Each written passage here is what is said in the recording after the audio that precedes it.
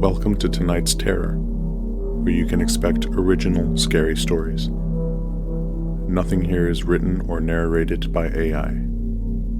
If you enjoy the content, consider subscribing to the channel and sharing your thoughts in the comments. Thanks for visiting, and enjoy the story. I've been driving for hours. Way too many hours. The road stretched out in front of me like a black ribbon, twisting through the rural stretches of western Pennsylvania. My phone had lost service a while ago, and I didn't have anything downloaded to listen to. Just me, the muttering of the engine, and the dark, empty road. It was late, well past midnight, and my eyelids were getting heavy. It was that kind of tired when you begin treating yourself to an extra long blink every now and then. But once my head bobbed off my chest, I knew I had to call it. I needed to stop, just for a little while. It felt like I was made of stone, pressing down into the upholstery of the seat. Up ahead, I spotted a small pull-off. A narrow dirt cutout on the side of the road where the forest opened up just enough to park. I pulled off the road and eased into the niche. The car was suddenly nestled in a little covert of trees. The woods were thick here, pressing in on three sides like walls of black. Tired as I was, it felt all the more cozy. In other circumstances, it might have struck me as a little menacing. I turned off the car, fumbled for the door lock in the dark, and almost immediately began to doze off. The only sound was the skittering of leaves as they stumbled by along the tree line. But even that was barely a whisper. My limbs felt heavy, my tailbone aching from hours behind the wheel. I'll just rest for a bit, I thought. Maybe just close my eyes for 20 minutes before getting back on the road. I reclined my seat halfway and let the weight of exhaustion take me, my eyes fluttering shut. I don't know how long I was out. Could have been minutes, maybe much longer.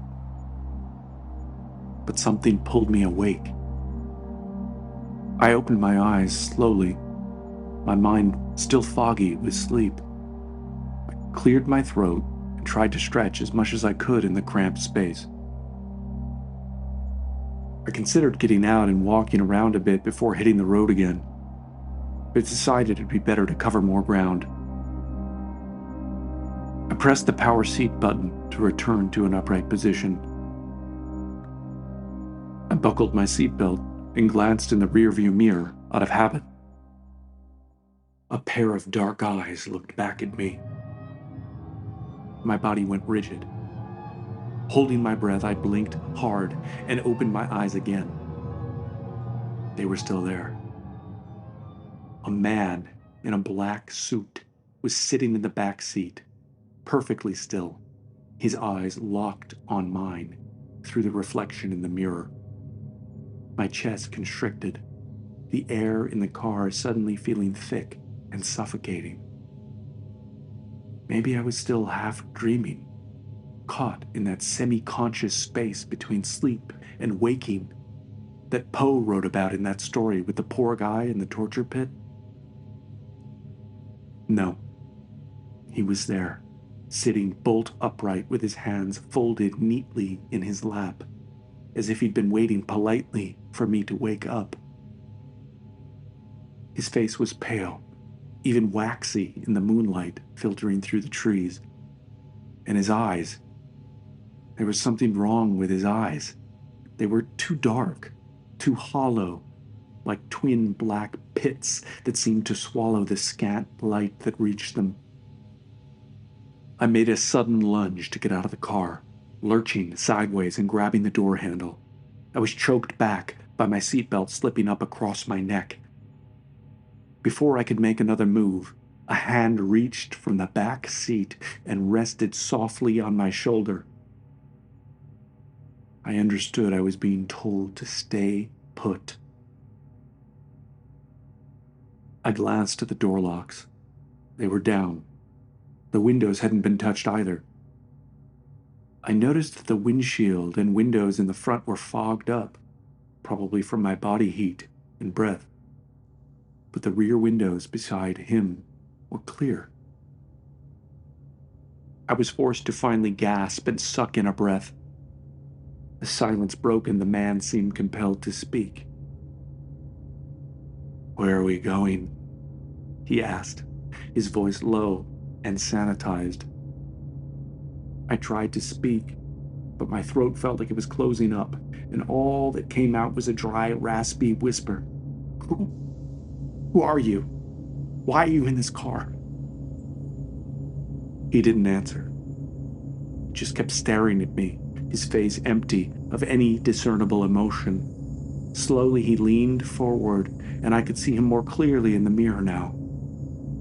His suit was pristine, not a wrinkle on it, but his skin. There was something unnatural about the skin. It was too tight, too thin, like it had been stretched over his bones. That waxy sheen remained. I thought I saw a bluish hue pushing through the flesh around his cheekbones. Tried to reach for the ignition, but my hand was shaking so badly I could barely grip the key. As I fumbled, the man in the back seat spoke again, this time a little louder, but in a mockingly soothing tone. "This was a bad place for you to stop." My fingers finally found the key and I turned it, but nothing happened. The engine wouldn't start. I tried again, twisting the key harder, desperation creeping into my movements, but the car remained dead, the dashboard lights flickering weakly before fading back into darkness. He continued, "Well, bad for you, good for us." The man's reflection smiled then, a slow, aching, lunatic smile. His teeth scared me more than anything else. They were sharp, all of them. Had he sharpened his teeth? Was he human? I could feel my breath coming in short, panicked gasps now. If I got out of the car now, my only option would be running. Running where? Into the woods? Were those his woods? No matter. I was frozen, unable to look away from that awful, empty gaze in the mirror. "I can imagine you're wondering what I want." His voice now a soft hiss. He was leaning closer, his breath cold against my skin. It felt like an anesthetic was being sprayed across the back of my neck. I said nothing. He continued, "Not so much. I just need one." Not bothering to try to understand what this meant, I clicked the seatbelt open. I was sure he'd heard it.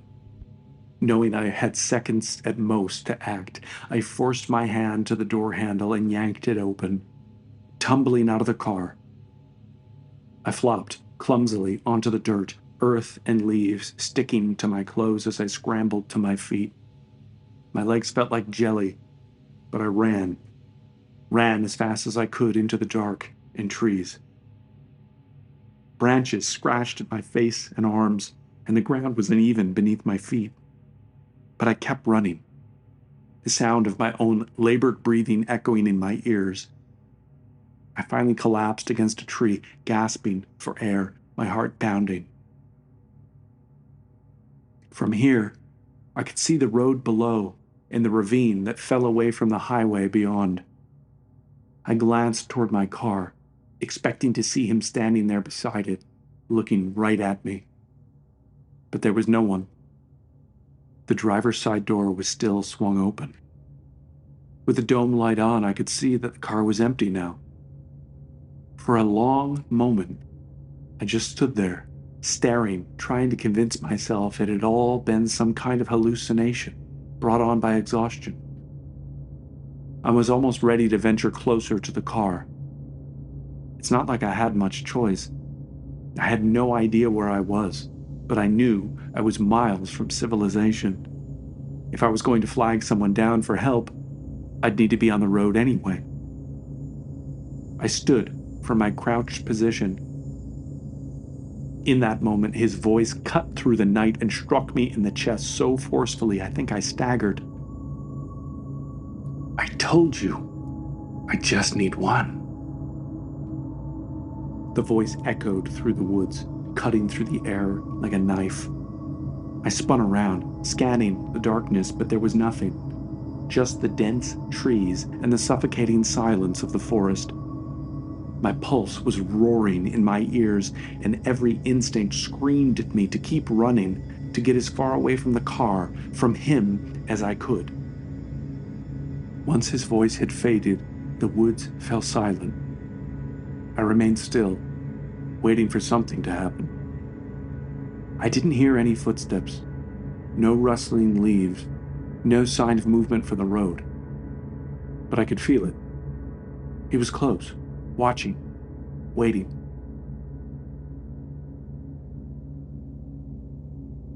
I had no choice but to move eventually.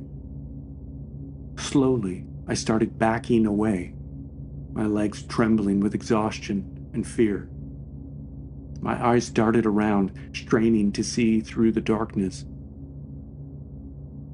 I would have to travel on foot in the opposite direction until I felt like I'd shaken him. That's when I heard my car start. Panic shot through me. I broke into a run, pushing my way back through the trees, the sound of the engine sputtering to life, and then I heard tires crunch against dirt as the car started to move. Was this all some overdone, creepy carjacking? When I reached the edge of the woods, 20 yards from my car, I paused and looked ahead. He was sitting in the driver's seat. His dead, hollow eyes met mine through the windshield. I heard the car shift into gear, and he slowly pulled the car onto the road. The headlights illuminated the empty highway ahead of him. He didn't speed away. Instead, he eased the car into the lane, rolling down the road at a crawling pace. He looked toward me one more time, and then turned off the headlights. I watched in horror as the car picked up speed. He veered into the other lane. Headlights appeared in the distance, faint at first, then growing brighter as a truck approached. "No, no, no," I muttered, barely able to catch my breath. My legs felt like lead as I stumbled forward, helplessly watching the nightmare unfold. The car was now entirely in the wrong lane, accelerating toward the oncoming truck. The truck's horn blared, a deafening wail that raised the hairs on the back of my neck. My car only barreled ahead, picking up speed. Though I couldn't see him, I knew that eerie, unnatural smile was plastered across his face. There was no time.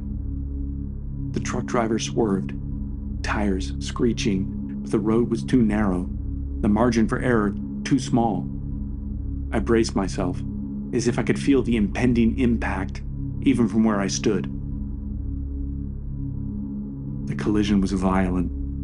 Metal crunched against metal, the sound echoing through the trees like a thunderclap.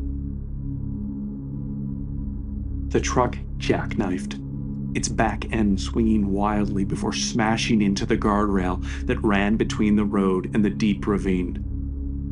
My car, a mangled heap, spun off the road and slammed into the trees. For a moment, everything was still. Then, an enormous metallic groan emanated from the truck, or, more likely, the guardrail it had smashed. I watched, frozen in abject horror, as the guardrail gave way and the truck cab slid ceaselessly toward the edge of the ravine.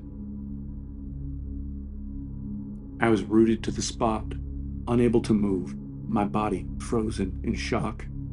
I should have run for the truck and the driver inside. I should have screamed for help. None of that would have helped, but anything would have been more admirable than standing dumbly as that poor man plummeted to his death. The truck cab disappeared from view without a sound. For an instant, I'd wondered if it had actually fallen. Then, a massive explosion shook the trees. Soon, the glow of flames colored the tree canopy from below. My eyes were drawn back to the road. From my wrecked car, something was moving. A figure emerged from the driver's side, stepping out of the twisted remains of my vehicle as if nothing had happened. The man, unharmed, his suit still immaculate, turned to face me. His cold, dark eyes locked onto mine. Standing in a pool of moonlight beside the wreck, he raised his hand and held up one finger. He shook it once for emphasis. Just one, I thought, understanding all at once. He'd taken the trucker in my place. He turned and stalked confidently into the woods, swallowed by the darkness. I stood there, trembling, the biting smell of burning fuel clinging to the air, the distant orange glow of flames flickering in the ravine. The forest was eerily silent, as though nature itself had recoiled at the violence that had just unfolded. It was my fault. I should never have stopped on that lonely, dark road. I should have stayed awake, pushed through the exhaustion. Instead, I'd let my guard down and let that thing into my car. Among all the things I might have done differently, one haunts me to this day. "I just need one," he'd said.